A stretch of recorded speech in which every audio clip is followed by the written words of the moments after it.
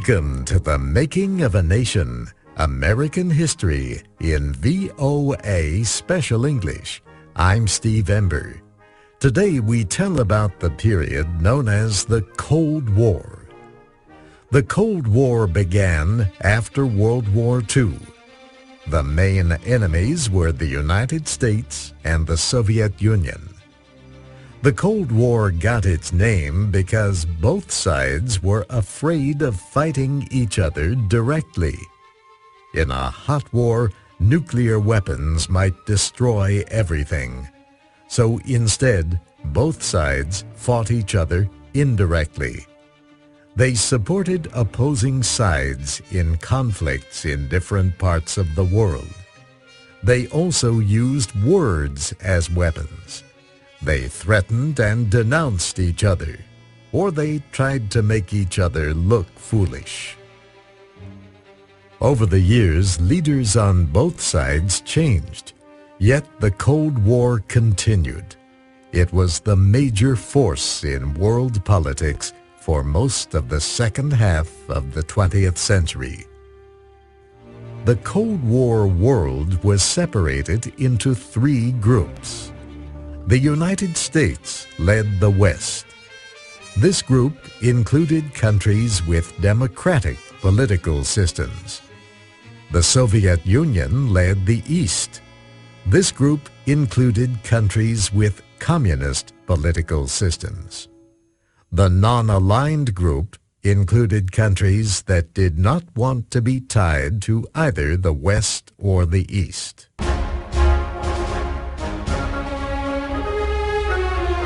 Harry Truman was the first American president to fight the Cold War.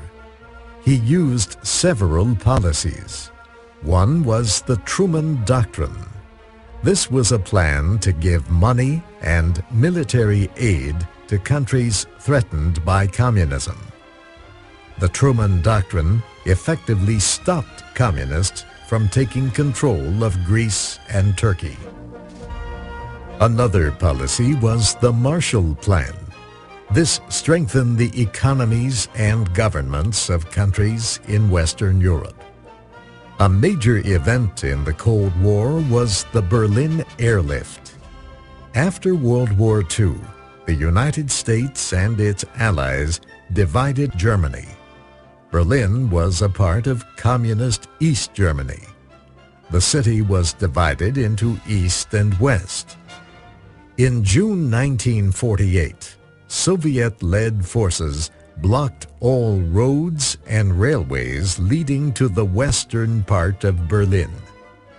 President Truman quickly ordered military airplanes to fly coal, food, and medicine to the city.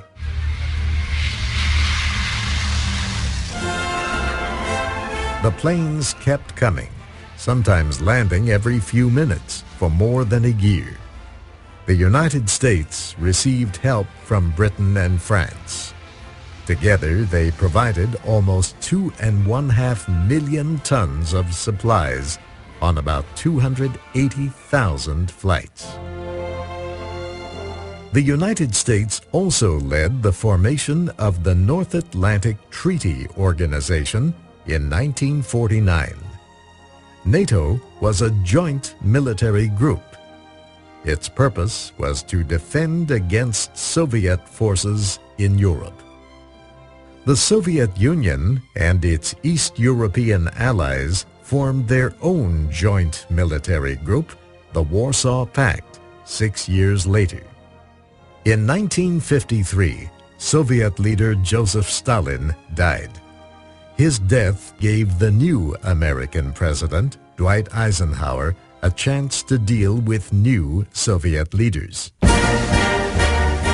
In July 1955, Eisenhower and Nikolai Bulganin met in Geneva, Switzerland. The leaders of Britain and France also attended. Eisenhower proposed that the Americans and Soviets agreed to let their military bases be inspected by air by the other side. The Soviets later rejected the proposal. Yet The meeting in Geneva was not considered a failure. After all, the leaders of the world's most powerful nations had shaken hands. Cold War tensions increased, then eased, then increased again over the years. The changes came as both sides attempted to influence political and economic developments around the world. For example, the Soviet Union provided military, economic, and technical aid to communist governments in Asia. The United States then helped 8 Asian nations fight communism by establishing the Southeast Asia Treaty Organization, known as SEATO. In the 1950s, the United States began sending military advisors to help South Vietnam defend itself against communist North Vietnam. That aid would later expand into a long and bloody period of American involvement in Vietnam. The Cold War also affected the Middle East. In the 1950s, both East and West offered aid to Egypt to build the Aswan High Dam on the Nile River. The West canceled its offer, however, after Egypt bought weapons from the communist government in Czechoslovakia. Egyptian President Gamal Abdel Nasser then seized control of the company that operated the Suez Canal. A few months later, Israel invaded Egypt. France and Britain joined the invasion. For once, the United States and the Soviet Union agreed on a major issue. Both supported a United Nations resolution demanding an immediate ceasefire. The Suez Crisis was a political victory for the Soviets. When the Soviet Union supported Egypt, it gained new friends in the Arab world. In 1959, Cold War tensions eased a little. The new Soviet leader, Nikita Khrushchev, visited Dwight Eisenhower in the United States. The meeting was very friendly. But the next year, relations got worse again. An American U-2 reconnaissance airplane was shot down over the Soviet Union. The plane and its pilot, Francis Gary Powers, were captured. Eisenhower admitted that such planes had been spying on the Soviets for years. In a speech at the United Nations, Khrushchev got so angry that he took off his shoe and beat it on a table.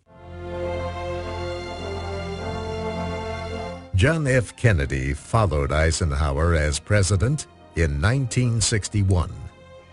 During his early days in office, Cuban exiles invaded Cuba. It came to be known as the Bay of Pigs invasion.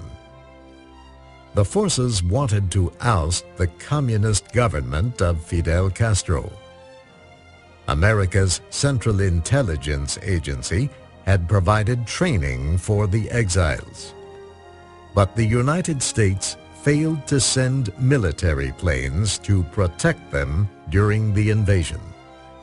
As a result, almost all were killed or taken prisoner by Cuban forces trained and supported by the Soviet Union and Soviet allied nations.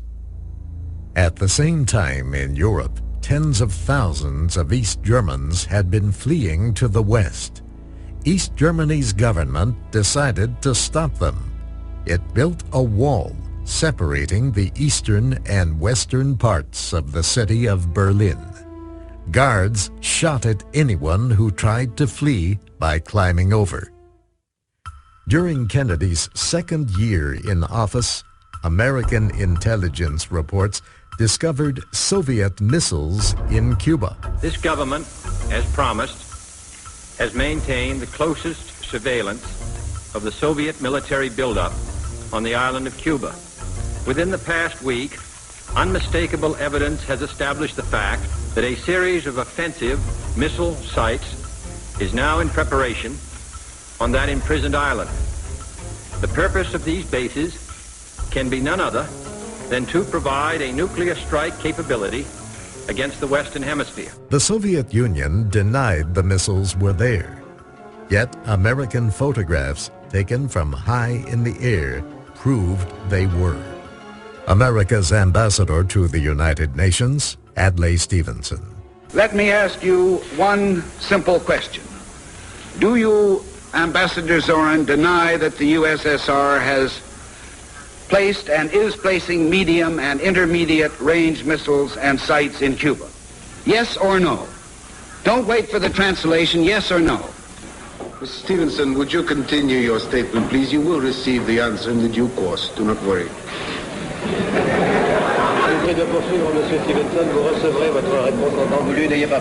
I'm prepared to wait for my answer until hell freezes over, if that's your decision. And I'm also prepared to present the evidence in this room.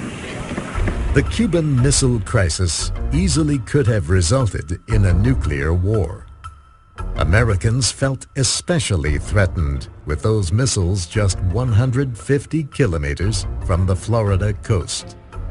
But the crisis ended after a week. Khrushchev agreed to remove the missiles if the United States agreed not to interfere in Cuba. Some progress was made in easing Cold War tensions when Kennedy was president. In 1963, the two sides reached a major arms control agreement. They agreed to ban tests of nuclear weapons above ground, underwater, and in space.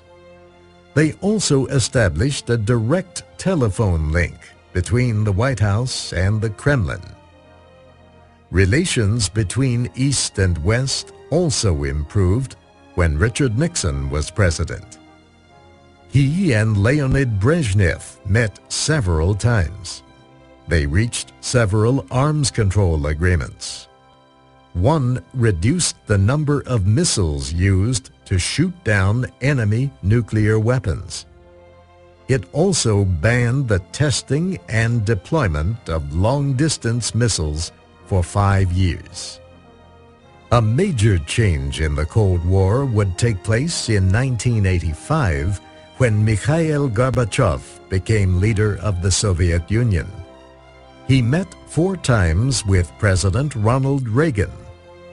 Gorbachev withdrew Soviet forces from Afghanistan, and he signed an agreement with the United States to destroy all middle-distance and short-distance nuclear missiles.